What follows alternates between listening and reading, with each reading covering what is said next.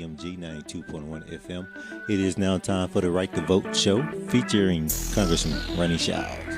Hello, everyone. This is Ronnie Showers and your Right to Vote program on September the 29th, 2022.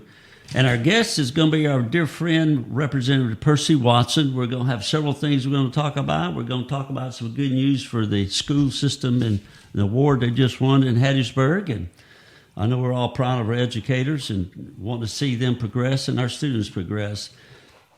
And we're also going to talk about some of the issues going on today, the fraud case, and then we're going to talk about upcoming legislation. And I'm going to tell you about a book, and I'll get into all that in just a few minutes, but let's first do the Facebook. You can get us on Facebook at WJMG 921 FM Southeast Mississippi. We're going to have a gentleman calling in. The circuit clerk of Lamar County is going to call in on our call-in number. Come on in. And here comes the star of the show right now, Percy Watson. And it's all going to be good. So he's going. Martin Hankins is going to be called in, give us a little information about the upcoming election in November for Congress, which I hope we get a Democrat elected. And we're going to do our best to try to make that happen. And stations at WJMG 92.1 and WGDQ 93.1. Remember to keep your social distance, watch hands off, and wear masks. And let's play for our country. We always dedicate the program to Vernon Floyd, the founder and operator until his passing, and of course C.J. Lee, the new owner and operator, and our friend Sandra Jordan, who helped get me started. Something I want to make an announcement for this for October the 3rd. There's going to be an event for former Mayor Johnny Dupree, October the 3rd at 5:30 to 8 p.m. at the Blue Jazz Cafe. Now, that is at 205 East Front Street, Hattiesburg. Listen to the guests we're going to have there to honor the former mayor.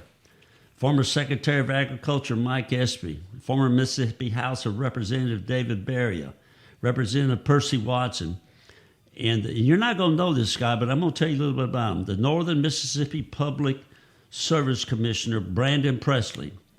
And I asked Brandon to come down, Commissioner Presley to come down, because I think he's going to be running for a higher office this coming year, and I'll let him talk about that when he does get down. We're going to certainly have him on the show.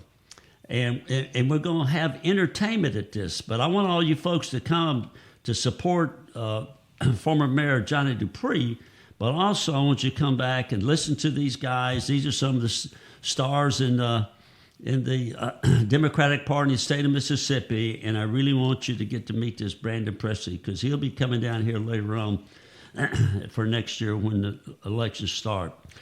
And there's going to be music at this event. There's going to be Carrie Carter, Christy Overby, Deborah Reynolds, Bo Walker, and food by the Blue Jazz Cafe. So don't forget, you can start, and here's another thing, and this is what the circuit clerk's going to be calling in. Don't forget, you can start early voting by absentee ballot now if you're 65 or older, or if you're going to be away 50 miles or more because of work, or if you have a disability, you can vote absentee. And we'll get more than that when Mr. Hankins calls. We'll get to the voting stuff. I had that as my first one, but the clerk is going to call in about 12:45, another 10 minutes.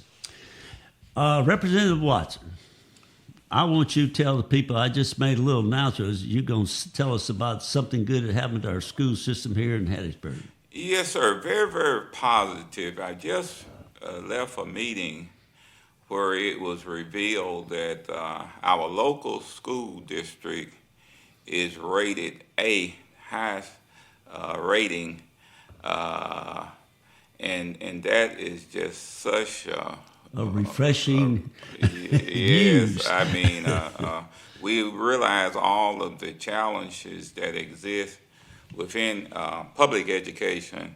And it was revealed that the STEAM Academy had a C rating, the middle school had a B rating, Timms had a B rating, Hattiesburg High School had a B rating, Hawkins Elementary had an A rating. Grace Christian had an A rating. Rowan had an A rating. Woodley had a rating. And for the overall district here, the Hattiesburg Public School District, to have a rating, it just reflects upon the leadership, the good leadership that we have in the Hattiesburg Public School District. Who was the superintendent of the schools? Dr. Robert Williams. He's been superintendent for about 5 years, and we have just some excellent principals and teachers who are actually working with those young children and let those young children know that through hard work, dedication, we can realize our fullest potential. You don't have to be a great athlete to do your part for the schools. You don't have to be a great athlete to. There's a lot of, and it would be great to be one. That's right. But I heard you were one. A great athlete. Yeah, only on the sandlot. Yeah, okay. Only on the sandlot. But it's just good to see that, because we hear so many negative things said about urban or inner city districts, and to have all of these young scholars recognized in the Hattiesburg Public School District, that's just a tribute to everybody. Really. Yeah, well, usually it's in Lamar County, but for us to do that, it's a tribute we show to we're in the everybody. game now. That's right. We're in the game.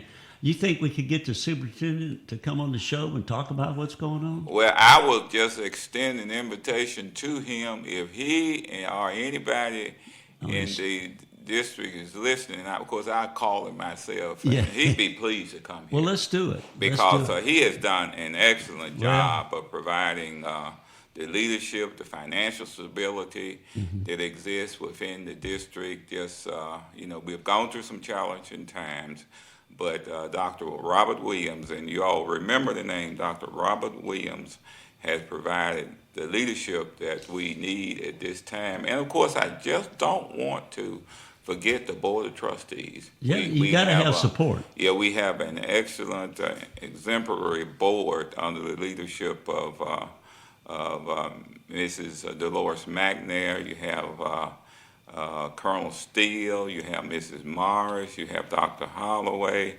and you have Attorney Morris. Just all of the members of the board. I'm hoping I didn't miss anybody. But we have, like I say, Mrs. McNair, Colonel Steele, Dr. Holloway, Mrs. Morris, and Attorney Rogers. So we just have an excellent school board here in our district. Well, I tell you, you know what Ollie is? It's not the store down there, Ollie's. It's an institution at Southern that is for people over 60 years of age, and you can take classes, and it's free of charge. But they had a speaker to come in, and his name was Mike Landrum. Mike Landrum's father was some people might like this, but listen to all the stories. Mike Landrum's father, Tom Landrum, was the secretary for the KKK in Laurel, Mississippi, when the Vernon Dahmer murder happened. He was the undercover for the FBI. He told the FBI what was going on and when it was happening, and he did it for nothing. He did it free of charge, and nobody knew about it until a couple of years ago. It was 40 years. He kept it quiet because he didn't want to be murdered. The FBI wanted to put in a witness protection. He said, "No, I'm not leaving. My family's not leaving long."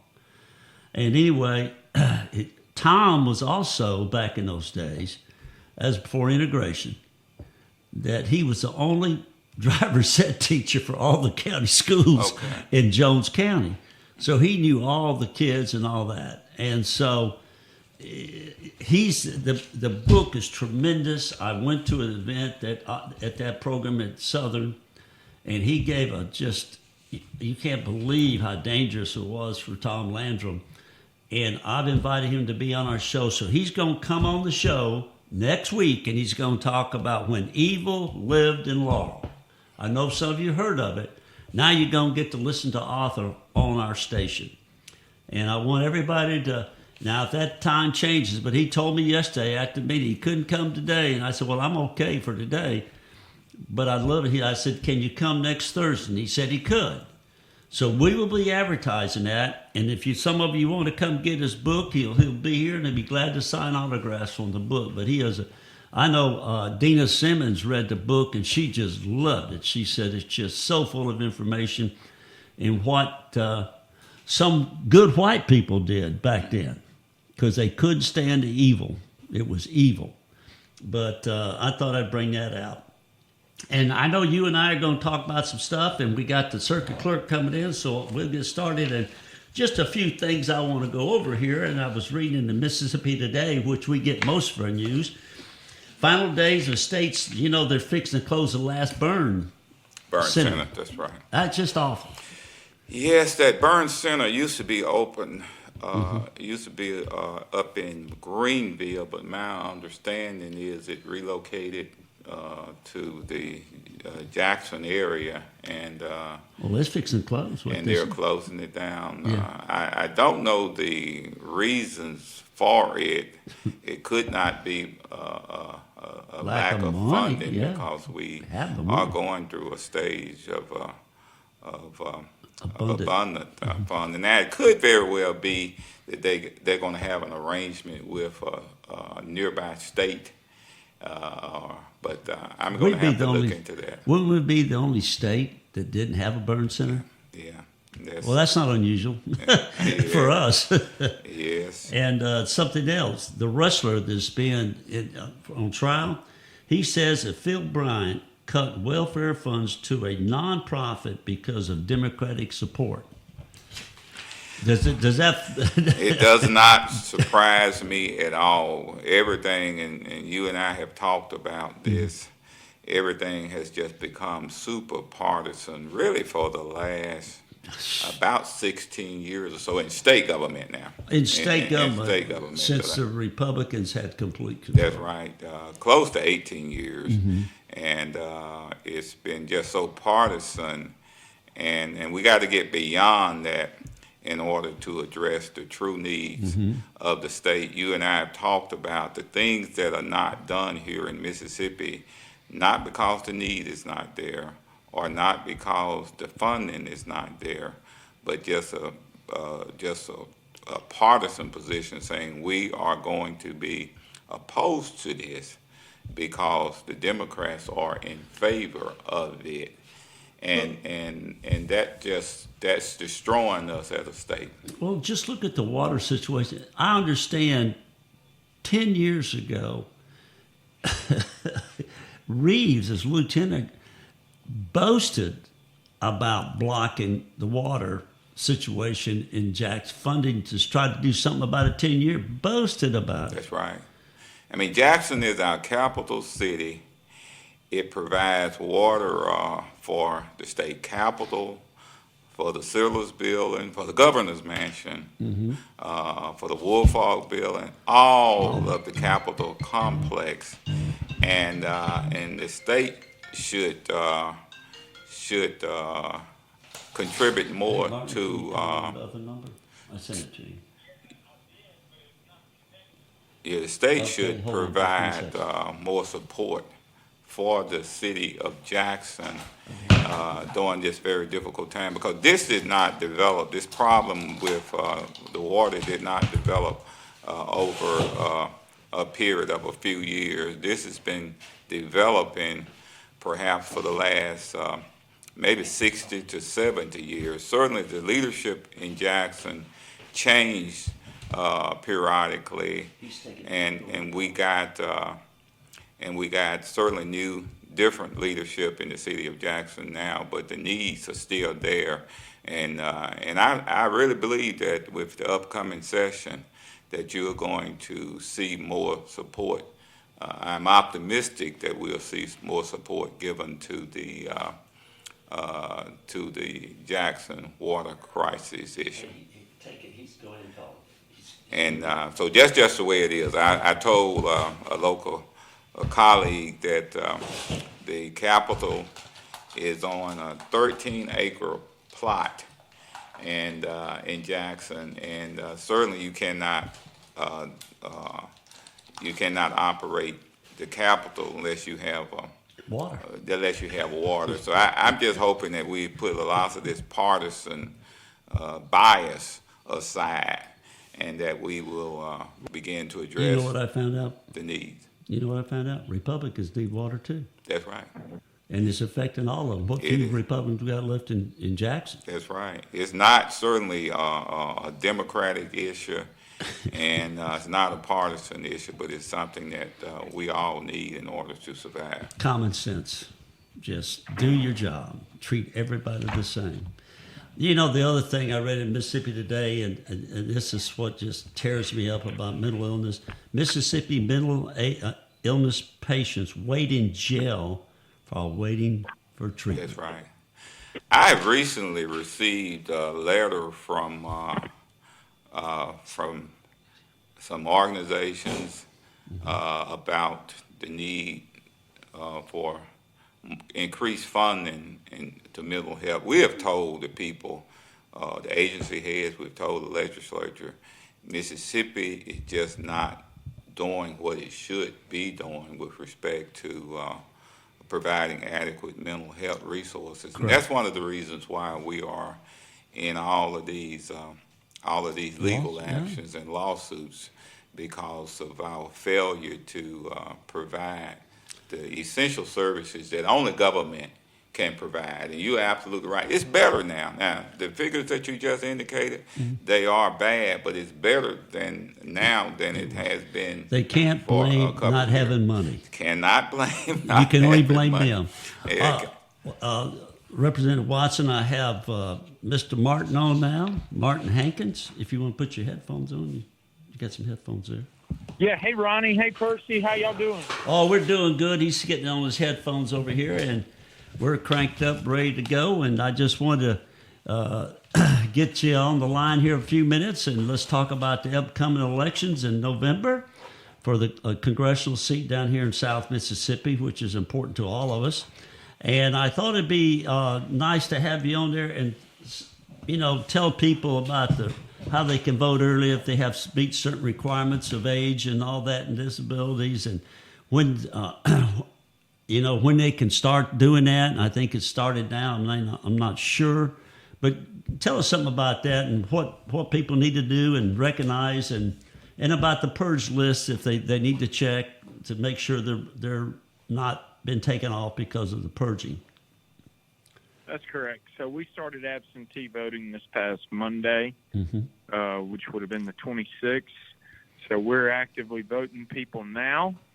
And we have had a few voters come in and vote already, which is good. So we have, here in Lamar County, I think we only have 3 contested races, one being the Congress seat, the other being a school board, and the other being deciding if we're going to allow beer, light wine, and light spirits to be sold here in Lamar County. So those are our only contested races. The others are uncontested, but we want to encourage everybody to get out and vote. As far as making sure they're registered to vote, if you have any questions as to possibly if you would have been purged, Explain the purge process, if you don't mind, Martin. Some people may not be familiar with it. You have to miss 2 federal elections, and then we also have to send you a confirmation card to that address. And if it comes back as undeliverable, or we don't hear any correspondence from you, we can move you to inactive at that point. And then if you were to miss again an election, at that point you could begin to be purged, and you would no longer be considered registered.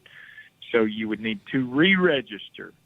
So if you haven't voted in a while, and you've missed a couple federal elections, it may be worth calling your local circuit clerk to confirm that you are still registered. And also, right, if you move counties or you've moved to a new address, it would be worth reaching out to your local circuit clerk to confirm that they have you at the correct address or you're registered in that new county that you're living in. Yeah, and I think it's interesting for people to know you don't have to have a disability to be hospitalized or something to vote. If you're over 65 with no illness whatsoever, you can come into the office and vote, right? That's correct. So speaking on who can absentee vote, back when COVID was going on, we loosened a lot of those restrictions, but now it's back to the old absentee process. If you are over 65, or if you're under 65 and you're going to be outside the county on election day, or if you have a temporary or permanently disability at this point in time, for example, you've had surgery or hospitalized, you can get an absentee ballot. And how can you do that? You can come down here to our office, or you can call us. If you meet a temporary or permanent disability, or if you're over 65, you can call us and we'll get one in the mail to you. If you're going to be outside the county on election day, you just need to come down here to our office and we'll take care of you. Yep, and that's usually the most effective and quickest way, and you're through with it. And sometimes people wait a little bit too late to get the ballot back in, and that happens a lot. That's exactly right, and it does. And so while we're talking about all this, Ronnie, we're going to be rolling out new election equipment this November. As Mr. Watson knows, the state legislature passed for us to go to some form of paper ballot by 2024, and so we chose to do it now. And so we'll be rolling out some new election equipment that'll be ready for this November. So the process will be a little different for our voters here in Lamar County. But it's still going to be counted the same way, and everything's going to be handled the same way. So instead of a card, you'll have a paper ballot on the machine, or how will that work? That's correct. So now what you're going to have is you'll either have, your traditional paper ballot, like you just go down a ballot and mark it with a pencil, and then you'll place it in a scanner, or you can be handed what we call a blank Scantron ballot.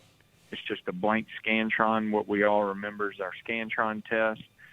You'll place that in a ballot marking device, and you will mark on there and what you want to vote for on that ballot marking device, and then it'll print your ballot back off, and it'll tell you or show you who you voted for, and then you're going to place it in that scanner, and you'll be done.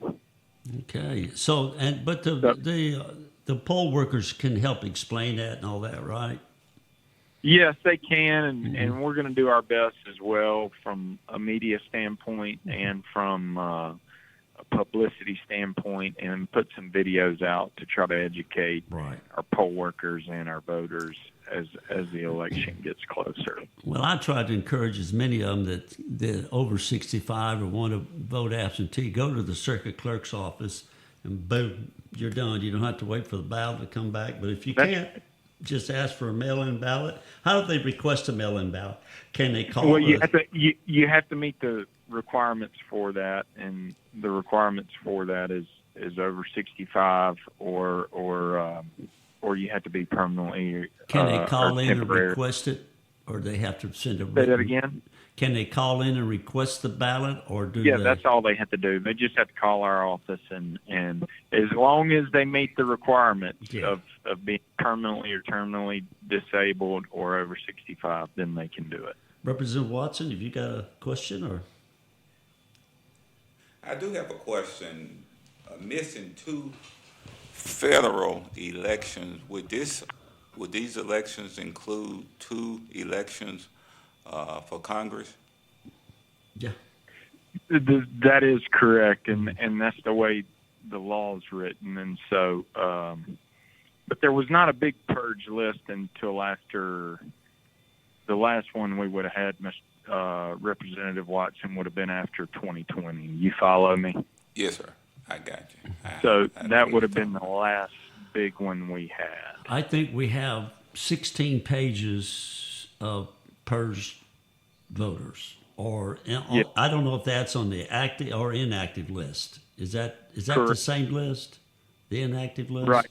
Okay. Correct. And that's all handled by our election commissioners, and that's a daily responsibility of theirs. And so they handle all of those.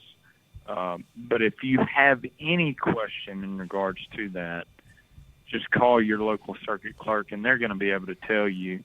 And if you were purged and it was done legally and lawfully, then all you have to do is re-register, and that's easy. That's an easy process to do. All you'll have to do is come in and fill out a new voter registration form, and we'll get you taken care of. But you need to do it quickly, fairly soon, because the voter registration deadline for November the 8th is probably going to be somewhere around October the 10th. Okay. Are the clerk's offices open on Saturdays in advance that's a good question. Yep, that's a good question. So we'll be open the last Saturday before voter registration deadline, and so I believe voter registration deadline will be October the 10th at 5 p.m. in order to vote on November the 8th, which would put us being open on October the 8th from 8 to noon. And then we will also be open October the 29th from 8 to noon and November the 5th from 8 to noon. So in order to avoid being purged, if you vote in area election, you will never be purged. You will never be purged. That's correct. So it's important. It's really important to do that, folks, because I know we have a lot of elections in the state of Mississippi, almost one every year. And I know it does get monotonous, but it's federal elections if you miss two in a row. Is that correct? That's correct, Ronnie. It's two federal elections. And so as long as you vote in some sort of a local election, that's going to keep you from getting purged. Yeah. And so you would have to miss every local election and two federal elections. Yeah. So it's important to vote, folks. You might get by with one, but that second they're going to get you because they got a computer program that runs that and automatically deletes them. Is that correct? That's right. It's what we call statewide election management system, SIMS, and it notifies us.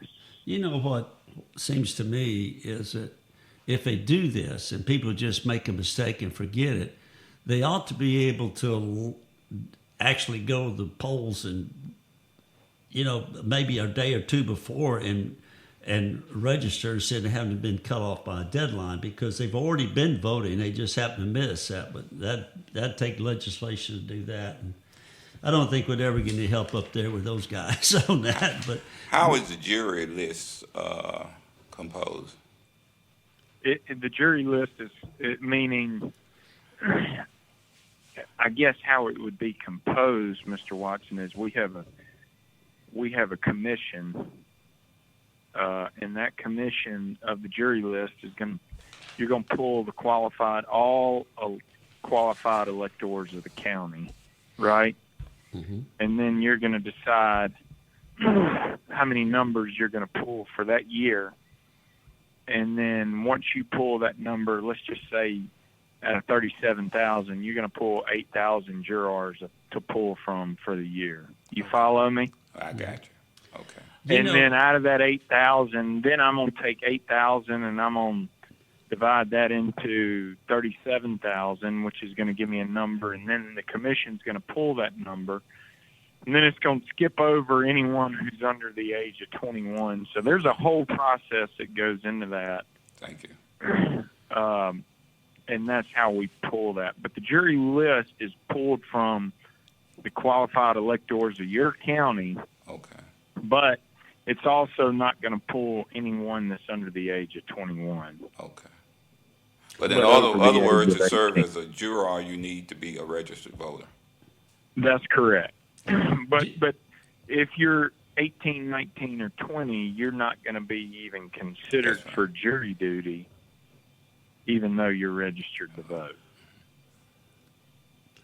Well, thank you, sir. Thank you. Yes, sir. Well, like always, you're really helpful to all the voters, not only just one party, but everybody. And that's all you can ask. You're doing your job for the public service. And that's we all. Appreciate it. That's all we try to do. And, I know and you do. I'll tell you, like I always do, Ronnie, and the same to you, Representative Watson. I've seen you in court a lot, but if anybody in Lamar County needs anything, any of our citizens, we're here to help. It doesn't matter of political party or race or anything. We're here to help. You just call us and let us know how we can help you. That's our guy. We thank you for your service. Thanks. Thank you a lot. You believe the same to you, Representative Watson. Thank you now. All right. Stay safe. You too. Thanks. All right. Bye-bye. Makes you feel good when you have a clerk that's going to wait on everybody and treat everybody the same. I always relate back to the story. My first office was circuit clerk in Jeff Davis County. And the reason the whites came to me, Jeff Davis County had been predominantly African American. Back in those, it was about 50-50, but now it's about 70-30 or something like that. But the circuit clerk back in 1975 would not register African Americans. He put it off and give you any reason you couldn't, how many bubbles in a bar of soap and all that crap.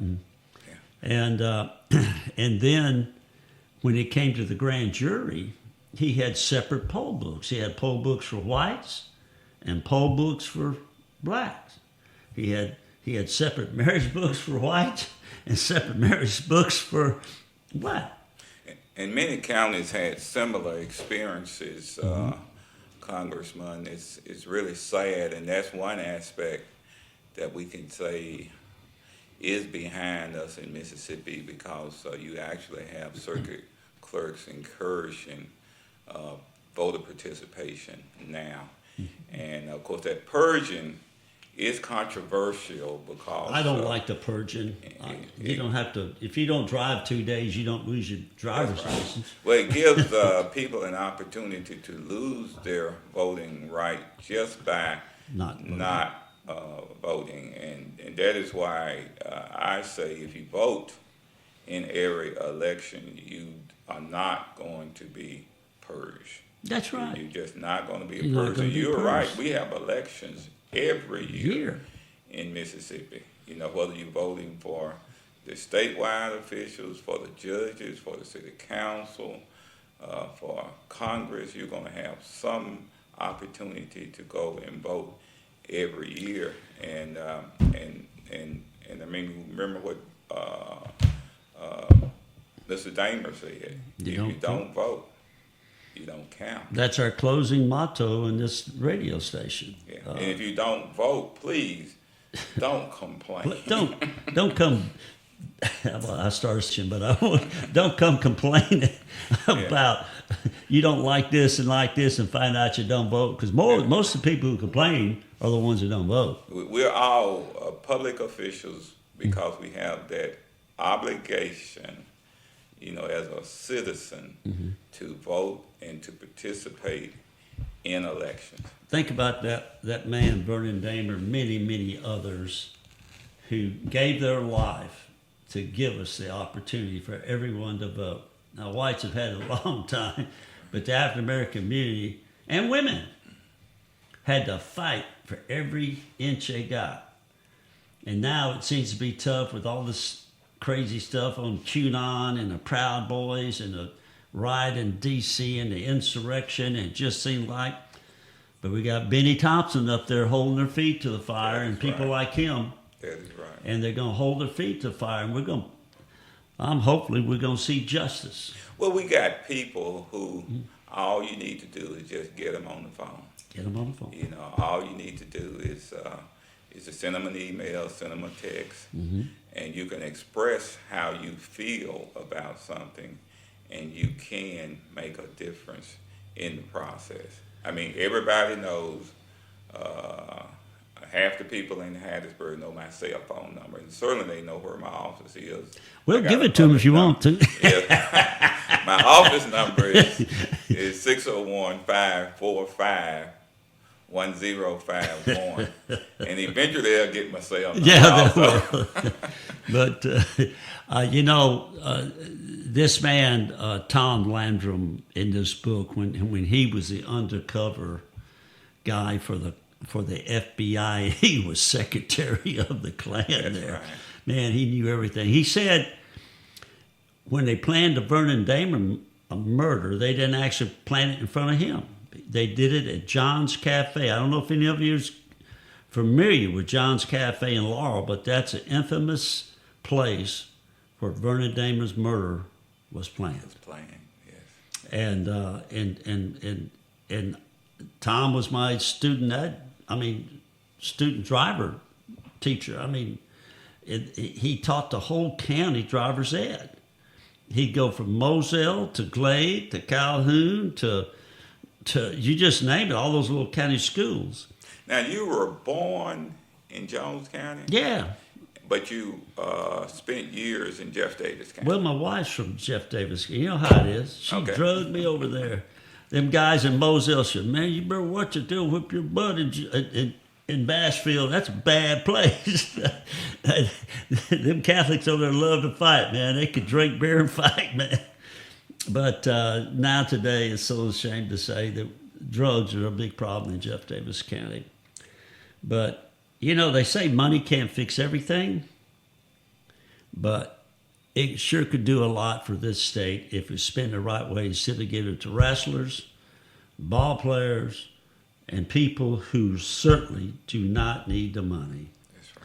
And they are letting children,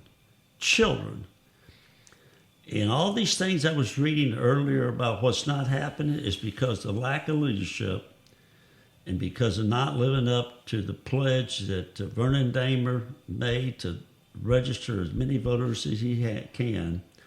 And for some people say that their vote don't count, you ought to have a guilty conscience. You definitely do. And it ain't right. You have to be mindful of what's happening in Mississippi is beginning to express itself all over the United States, because what happened with this welfare fraud, it just should not have happened, but it was because of the leadership that we have. If it wasn't for Anna Wolf from Mississippi today, this thing would be buried. It would be buried. I know. I can tell you this, Representative Watson. If this was you or me, if you were a Democrat, they'd already impeached me and you. Without a doubt. And without a doubt. And that's why, again, I say to everybody, we are making a difference in Mississippi, but we can make even a greater change if we just participated more in the process. And that's the reason I want a lot of you folks to come to Johnny Dupree, Mayor Dupree's event on October 3rd. We're probably going to have a candidate for governor. We don't know yet. He hadn't made up his mind, but he's having fundraisers and very successful fundraisers. He's a young guy. He's got a 70% Democrat. He's got a 70% plus approval rating in Northeast Mississippi, where he's public service commissioner. Now, I'll tell you, that's pretty significant. And I think there's going to be a cry to straighten up and get the sewage out of Jackson. Not just the water sewage, the leadership that we have now, and it's a supermajority. They do not need one Democrat to vote for or against the bill because it's going to pass, because they got more than they got a supermajority. You just can't, we can't win. And they ought to clean house. And let's put competition back in politics, where Democrats and Republicans have to negotiate and come to terms to get something done. And right now, they don't even need you. That's right. And that's why, again, I say the importance, all elections are important. And we just cannot afford the luxury of not participating. Right. Don't stay home, even if you don't like the candidate, one of the candidates. There's other candidates. Just go and vote, and you'll see a change in the way our schools are done. It's just like this stupid thing about making people feel guilty if you talk about slavery. I told Mr. Landrum, I said, Mr. Landrum, you couldn't even go into school and talk about your book because it makes somebody feel guilty. Well, hell, they ought to feel guilty. That critical race theory is designed so that you cannot teach anything that other people may feel to be offensive, controversial.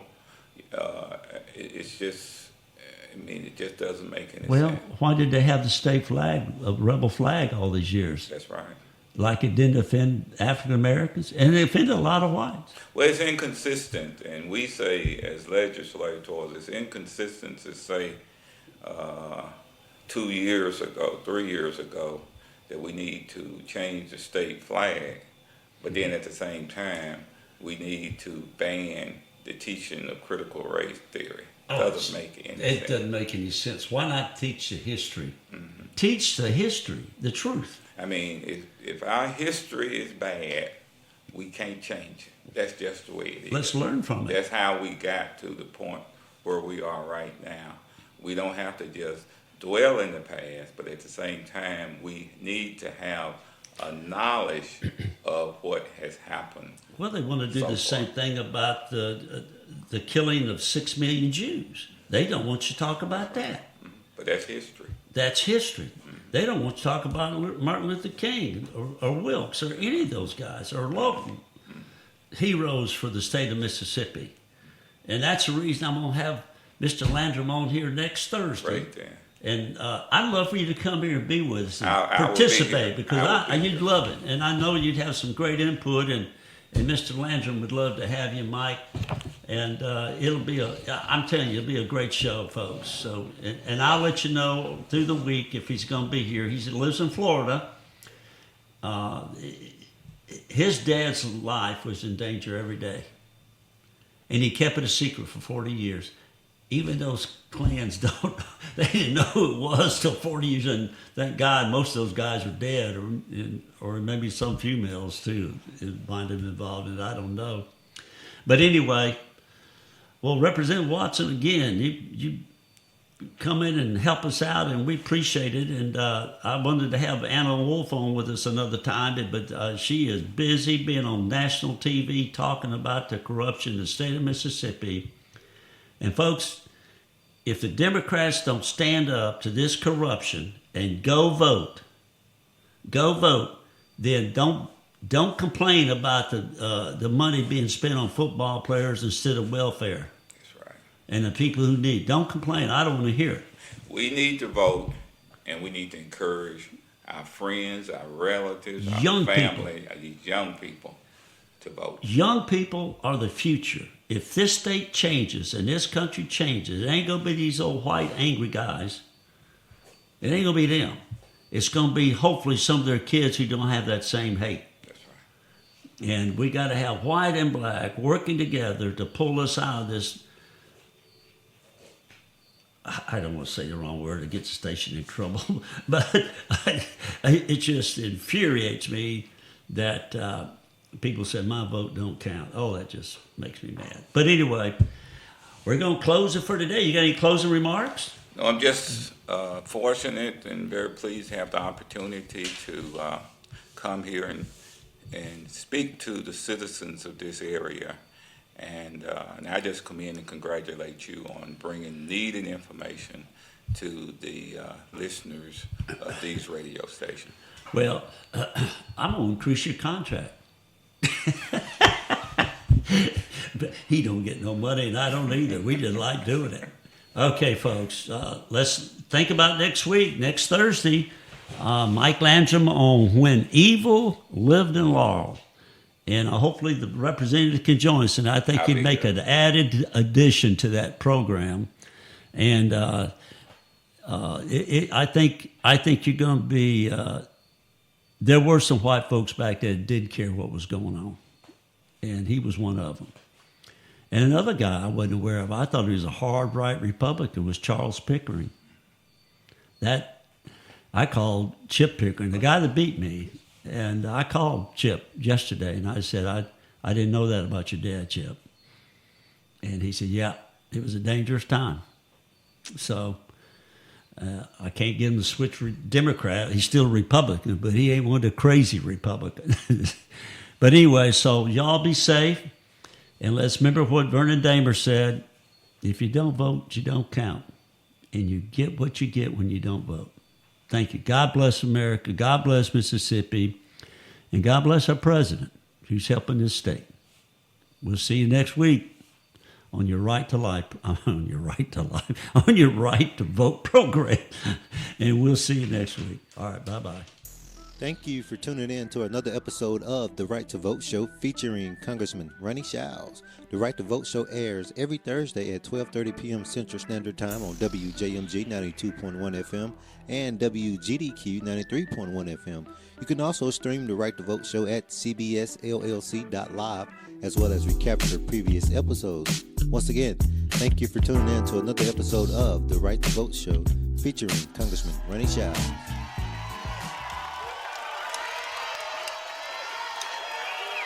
All right, y'all know what time